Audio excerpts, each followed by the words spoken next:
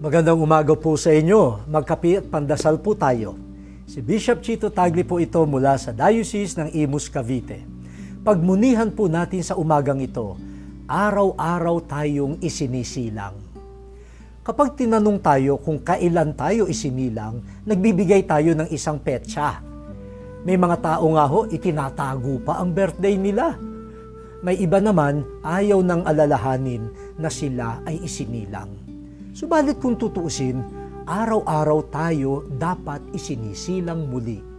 Ang tao ay isang nilalang na laging hinuhubog, inuukit, binubuhay.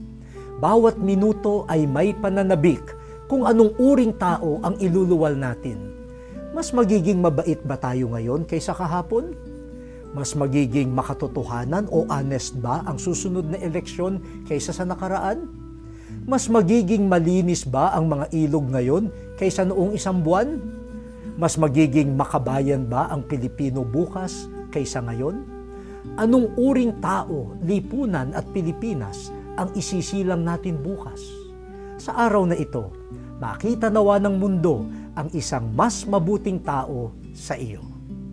Manalangin tayo. Salamat o Diyos sa aming buhay. Pagyamanin nawa namin ito araw-araw upang kami maging bagong nilalang. Amen.